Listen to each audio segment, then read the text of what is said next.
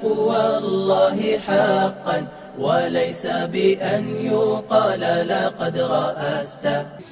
فرأس العلم تقوى الله حقا وليس بأن يقال لقد رأست.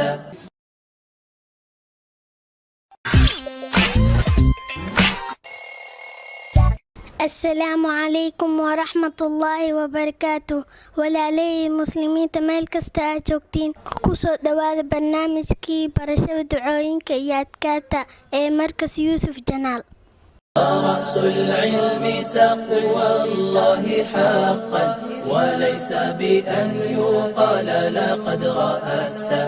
وضع في ثوبك الإحسان لا أن ترى ثوب الإساءة قد لبست. maanta waxaa idin sheegayaa inaan soo jeedinayno cudurrada ducada laga akhristo oo noo soo jeedinayso walaasheena Riima Cabdulqaadir Siidow. اللهم إني أعوذ بك من البرص والجنود والجذام ومن سيء الأسقام.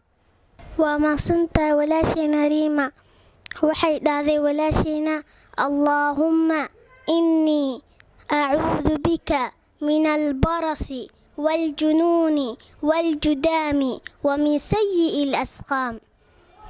haddaba haddaad doonaysid in aad cudurrada ka badbaado waa inaad ducadan ku dadaashaa iyo nadaafadda. waad ku mahadsan tihiin daawashada aadna daawateen walaalayaal. haddana waxaa idinka tegaynaa salaanta islaamka oo ah السلام عليكم ورحمة الله وبركاته. رأس العلم تقوى الله حقا وليس بأن يقال لقد رأست. وضع في ثوبك الإحسان لا أن ترى ثوب الإساءة قد لبست.